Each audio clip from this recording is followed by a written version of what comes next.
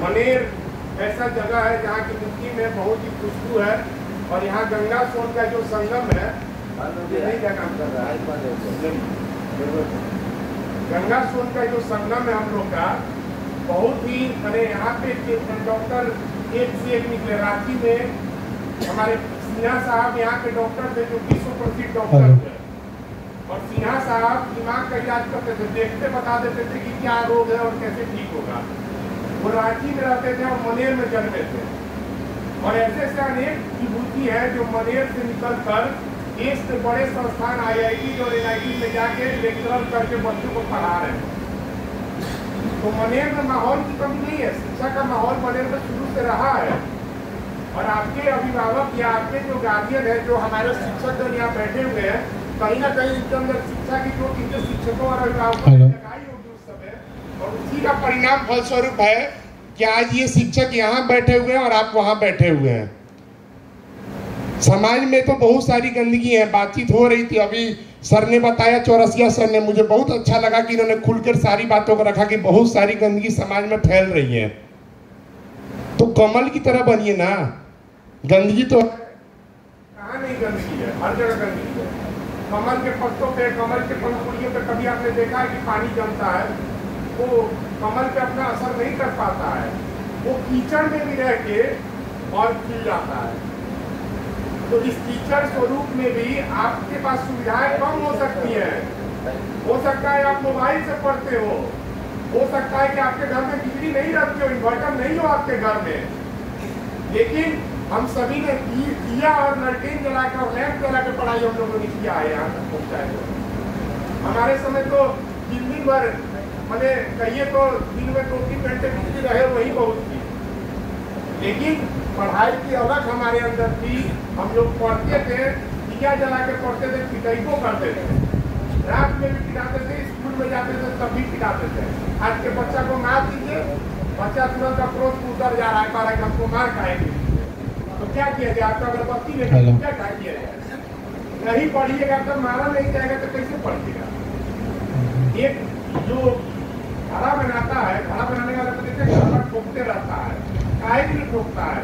वो सेप ले लेगा, वो घड़ा बन जाएगा, एक आकार दिया बन जाएगा, बाजार में जाएगा तो उसका उचित कीमत मिलेगा। वो मिट्टी को लेता है, मिट्टी को लेकर ऐसे स्वरूप को बना देता है, और उस स्वरूप का ये उदाहरण होता है कि वो बाजार में उचित कीमतों पर बिकता है। तो आप भी वो कोमल मिट्टी की तरह है मेरे प्यारे विद्यार्थियों।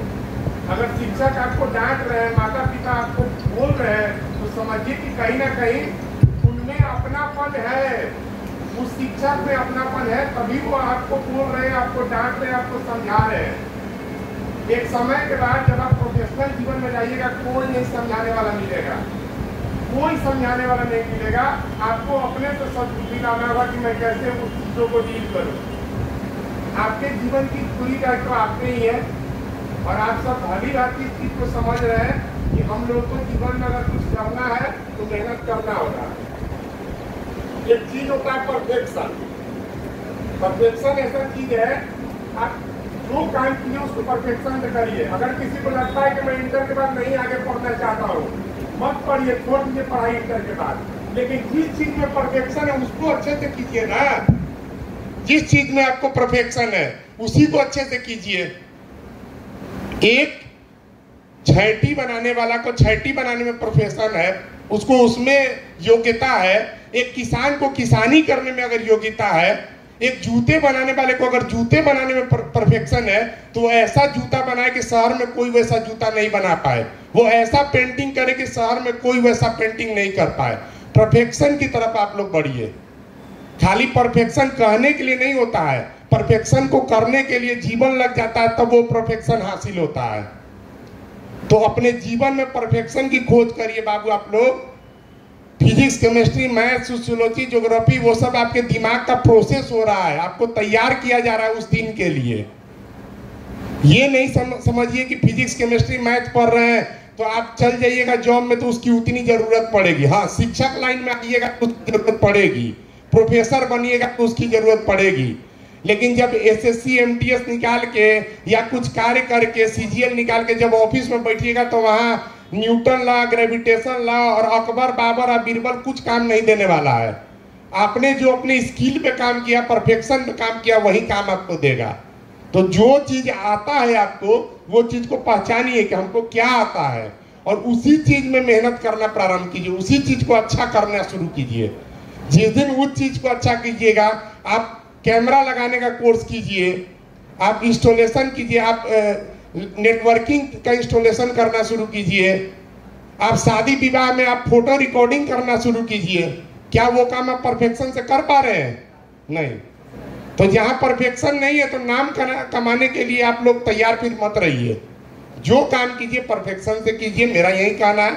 दूसरा ये चीजें है, बहुत सारा ऐसा एग्जाम है जो कि निकल रहा है, तो सरकारी नौकरी की तैयारी आप सबको करनी है। सबके माता पिता का ख्वाब है कि हमारे बेटवा सरकारी नौकरी हो जाए तो बड़ा बढ़िया हो।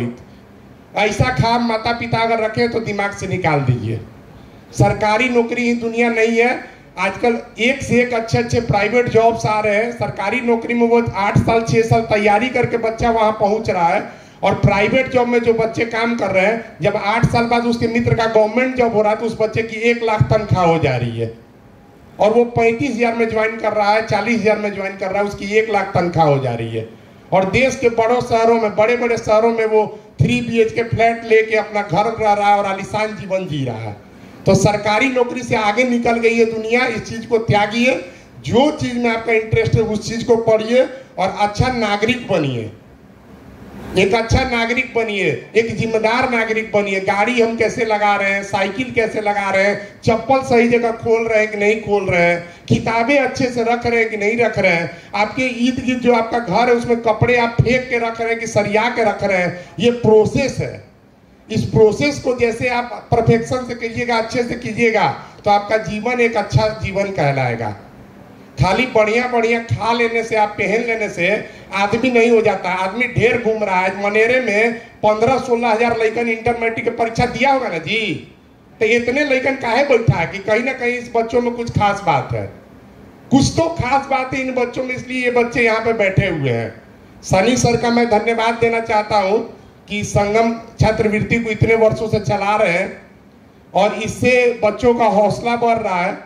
और उम्मीद करते हैं कि ये 6 सीजन जो चल रहा है, ये आगे चल के अनगिनत सीजन करे, और हम लोगों को इसमें शामिल होने का मौका मिले, और प्यारे विद्यार्थियों को प्रोत्साहन और मार्गदर्शन करने का मौका मिले। जय हिंद, जय बिहार।